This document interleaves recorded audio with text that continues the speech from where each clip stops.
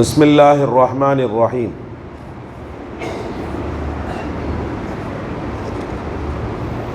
அல்லாஹு தஆலாவின் பொருத்தம் தந்தையின் பொருத்தத்திலும், அல்லாஹு தஆலாவின் வெறுப்பு தந்தையின் வெறுப்பிலும் உள்ளது என்று நபிகள் நாயகம் ஸல்லல்லாஹு அலைஹி வஸல்லம் அவர்கள் கூறியதாக ஹஜரத் அப்துல்லா இப்னு அம்ர் ரலியல்லாஹு அன்ஹுமா அவர்கள் அறிவிக்கிறார்கள்.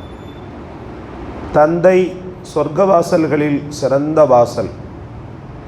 அவருக்கு மாறு செய்து அவரது மனதை புண்படுத்தி அந்த வாசலை அழித்துவிடு, அல்லது அவருக்கு கீழ்ப்படிந்து நடந்து அவரை திருப்திப்படுத்தி அல்லாவை அந்த வாசலை பாதுகாத்துக்கொள் என்று நபி ஸல்லல்லாஹு அலைஹி வஸல்லம் அவர்கள் கூறியதை தான் கேட்டதாக ஹஜரத் அபூ தர்தா ரலியல்லாஹு அவர்கள் அறிவிக்கிறார்கள்.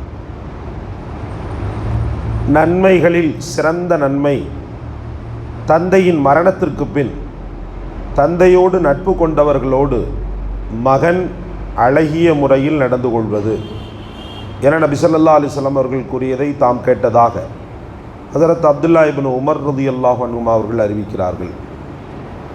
எவர் தன் தந்தையின் மரணத்திற்கு பின் மன்னரையில் இருக்கும் தந்தையோடு சேர்ந்து வாழ, அதாவது உறவு வளர்க்க விரும்புவாரோ அவர் தனது தந்தையின் சகோதரர்களோடு நல்ல முறையில் நடந்து கொள்ளவும் என நபி ஸல்லல்லாஹு அலைஹி வஸல்லம் அவர்கள் கூற தாம் கேட்டதாக ஹஜரத் அப்துல்லா இப்னு உமர் ரலியல்லாஹு அன்ஹு அவர்கள் அறிவிக்கிறார்கள்.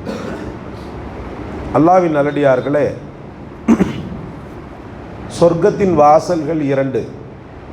அதிலே அற்புதமான ஒரு வாசல் தான் தந்தை என்பது. தாயுடைய விஷயத்தில் எத்தனையோ பேர் திரும்ப திரும்ப தாய் தாய் என்று போதிக்கிறதுல இருந்து நாம் படிக்கிற புஸ்தகங்கள் கிதாபுகளில் தாயின் அவசியத்தை நாம் பார்ப்பதிலிருந்து சாதாரணமாக இந்த வாட்ஸ்அப் இது போன்ற தளங்களில் அதிகமாக பார்த்தீங்கன்னு சொன்னால் தாயுடைய சிறப்பை பற்றியே தான் என்ன செய்வாங்க, சில பேர் அனுப்பிக்கிட்டு வாங்கிட்டு இருப்பாங்க. தாயின் கைகளை முத்தமிடுறது, தாயை அழைத்துட்டு போகிறது, தாயை கஷ்டப்படுத்தாமல், இது போன்றவைகள் தான் அதிகமாக என்ன செய்யும், உலா வரும்.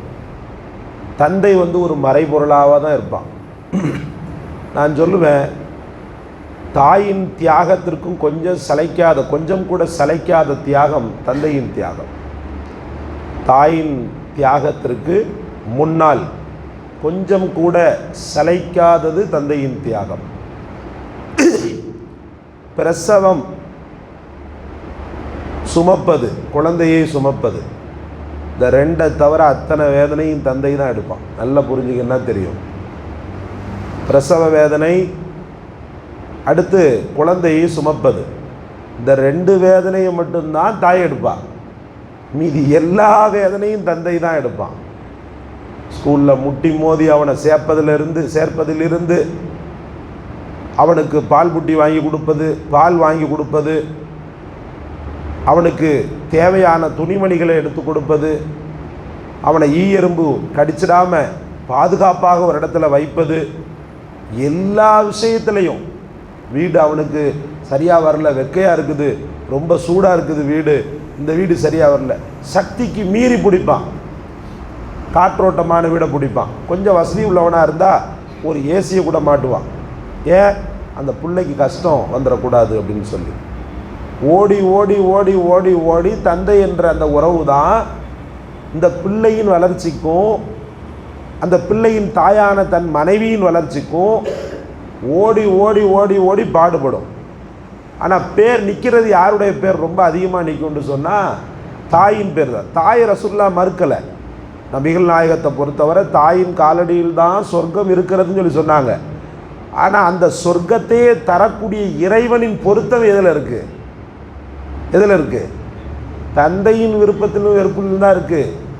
நல்லா புரிஞ்சுக்கிறணும். சொர்க்கம் என்னமோ அம்மா காலடியில் தான் இருக்குது, இல்லைன்னு மறுக்கலை.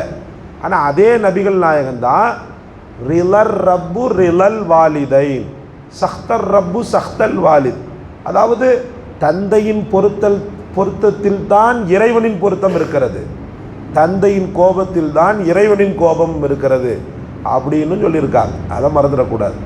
அல்லாஹ் அப்படிப்பட்ட உன்னதமான உறவான தந்தையை மதித்து போற்றி அவர்கள் உயிரோடு இருந்தால் அவர்களை அழகாக பாதுகாக்கக்கூடிய தௌஃபீக்கையும் ஒருவேளை அவர்கள் இந்த உலகத்தை விட்டு பிரிந்திருந்தால் அவருடைய கபருக்கு சென்று அவருடைய மண்ணறைக்கு சென்று அவர்களை அடிக்கடி ஜியாரத் செய்யக்கூடிய, அவர்களுக்காக மறுமையின் நலன்களை சேர்க்கக்கூடிய, புண்ணியங்களை சேர்க்கக்கூடிய, அவர்களுக்காக துஆ செய்யக்கூடிய நன்மக்களாகவும் அல்லாஹ் நம்மை ஆக்குவானாக.